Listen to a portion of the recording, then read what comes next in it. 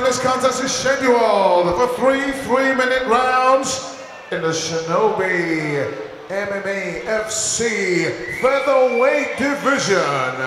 Introducing firstly, fighting out of the blue corner, he comes to the cage with a fight record, 2 wins, no losses. Coming to you by way of Liverpool, Valentino, TJ Nelson. And standing across the cage, his opponent. He comes to the cage with a fight record of 1 win and no losses. Coming to you by way of More Fire MMA, Jermaine Gill.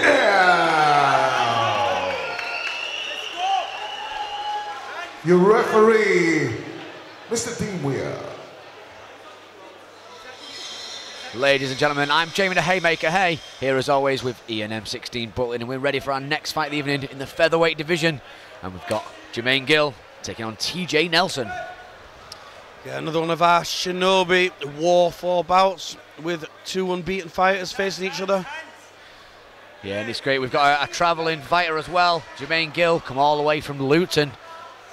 Yeah, the More Fire guys we've seen on the last Shinobi. With Delroy McDowell in the corner, BJJ brown belt, also very good jiu-jitsu guy. A pro fighter himself as well, had a lot of pro fights back in the day. Same sort of era as you as well, Ian. Yeah, certainly. Some great movement here, by the way, from TJ Nelson. He's just using his height really, really well. Some nice flowing Anderson Silva style It really is. MMA striking.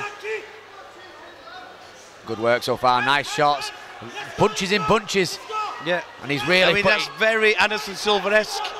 Causing a lot of trouble here for Jermaine. Jermaine just guarding up there, pushes back a little bit at TJ Nelson, but Nelson looking to take the centre of the cage. Working some great movement here. Very hard to fight an elusive fighter like that, isn't it? It certainly is, especially look how sharp and accurate it is. Every really, punch. really nice strike in this. Every punch seems to land. Some nice leg kick there, though, from Jermaine Gill. You can hear McDowell shouting in the corner to get the takedown. Yeah, he wants him to set it up, but he's not setting it up. He's too worried there, but he has. As I said that, I love it when people prove me wrong. Yeah, but that was a really good stuff there.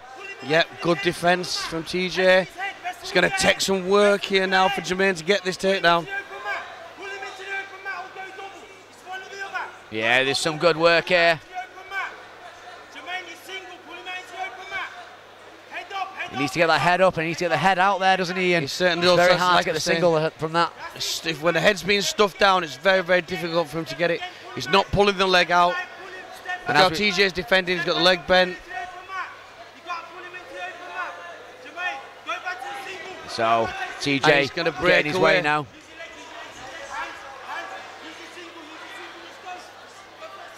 Oh, it's a nice kick again. A lot of shots, not a great deal of power in them though, Ian, at the minute. He's just throwing them nice shots, but they look like little range finders more than anything. Looks like he's setting something up, maybe a head kick.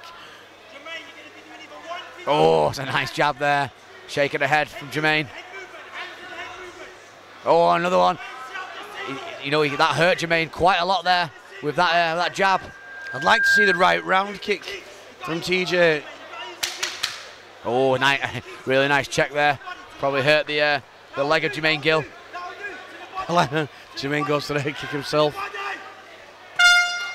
Yeah, great first round. Really good first round there for me. TJ, you know, had the crisper of the shots. He had some really good movement. You know, he was throwing some very, very light shots, but in good flurries. He was mixing his shots up as well. Where, you know, for me, Gill went for the takedown, but it wasn't set up. You know, his corner was shouting for him to set it up, and he went in just sort of dive nose first, didn't he? And got his head stuff. So yeah, you know, great work from TJ Nelson though. It was good. For me, it was very enjoyable to watch that sort of strike, and I really do enjoy watching. I did really well.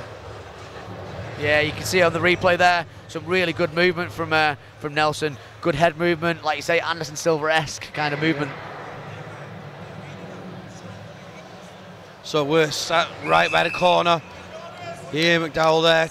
He's giving him. He's telling him he needs to set it up. He's got to set up that takedown. He can't just dive in for it.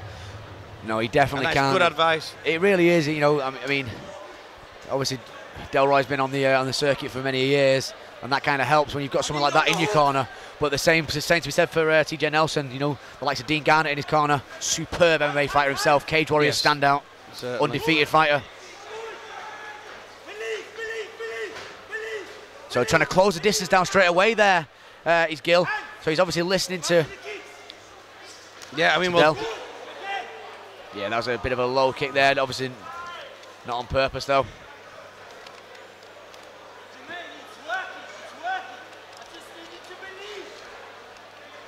Really need to try and close that distance, get in for that that short range, stop the ranginess of Nelson. That's what I think. Certainly. I'm just listening to the instructions there from Delroy, and he's saying, look, you just need to believe, get in there, get those underhooks, and believe, drive through him. And that is very good advice. That's what he needs to do. He can't stay at range against a guy like TJ. No, definitely not. I mean, the size difference is huge.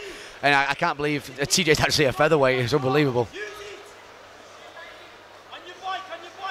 See, throwing them shots again, just overpowering him with them shots. Jermaine does not want to stand here, does he? You can see that. So Nelson up against the cage now, throwing some good shots, keeping the ranginess as well. Yeah, he is, and that's why he's not committing too much of the punches. Ah, some good shots now. Some flurrying shots. So he did try to drive back a bit more, and that's a good takedown. That's what his coach was asking him for. That is exactly what his coach was asking for. You can see he's over the moon that he actually got that. Yeah, he definitely is. But he needs to keep him down now. Although he's throwing some big shots there. Big bombs. Huge ground and pound now from Jermaine. This is a total turnaround. Yeah, it really is. There's some big, heavy shots going in there. But he's got to watch that triangle. He's got to watch those long legs. Got to watch that triangle. That's what TJ's trying to throw up. And he's going for that armbar now. He's switching to the arm, but Jermaine sees that. Let's go. Keeps hold of that ankle pick. There. Struggling to keep that side control, though. Yep, nice movement as well from TJ. But he's got the triangle. He's set up the triangle. And he's got that. This could be it. If he can control the head, he needs to keep the head down, tighten that up. So he's getting that arm across there. There's some really good work here. So there we go. So he needs to control that head. And he's got that. That's pretty tight. It looks locked in. That is really tight. It looks locked in. This is great work. What a turnaround. That is very. There's still a bit of a gap there with the shoulder. He needs to try and tighten it. He let go though. Yeah. I mean, he let go there. Now he knows he can do it. That's the difference, Jamie. Now he knows he can do it. Yeah, but with it, I don't think he believes in his stand-up though. And TJ sees that and starts dropping some shots again, working forward, pushing forward, and dropping some big shots. What a great fight again. The matchmaking. Steve Passy needs to, take his hat off. I think he's done really, really well. Absolutely, great work again from Steve. But back to the action here. TJ Nelson. Going for that take again. Oh, that's a nice takedown that. Yeah, and into mount position now. So with 2 takedowns in that round, does that even the fight up, Ian? Well, the way the scoring works, effective striking is the first on the criteria. If this fight stays mostly stood up, I wasn't watching that as a judge, and I'd find it very, very difficult to judge that round. Yeah, absolutely. And luckily, we don't get paid to do that, my friend. Yeah, so I'm not going to. Instead, we just get to call the action. So some good work again from TJ from the feet. Definitely has the better stand-up. Definitely doing the more work from the feet. But as soon as he went to the ground, it looked a different fight, didn't it? It really did. It went from being out of Gill's range to well in it. Yeah, it certainly did. And the advice from the corner was absolutely perfect. Drive through him, get the underhooks, and believe in yourself. Believe you can get that takedown. And that was just exactly what he needed to hear. Yeah, it definitely was. I think he turned it on really well there. Once it hit the floor, both times actually. He also, don't forget, on the second takedown, Gill did jump straight to mount. But TJ Nelson looking quite tired here up against the cage. Or is he just trying to outfox us here, Ian? He might be lulling us. Might be playing possum. Nice leg kick, but again, he's sort of head down, isn't it, and swing away for He's for just Jermaine. taking his eyes off him, looking at. You don't want to be looking at the floor. But he likes that takedown now, doesn't he? Working up But against he's the a lot cage. more confident with it now. He's driving through now. He knows that he can get it.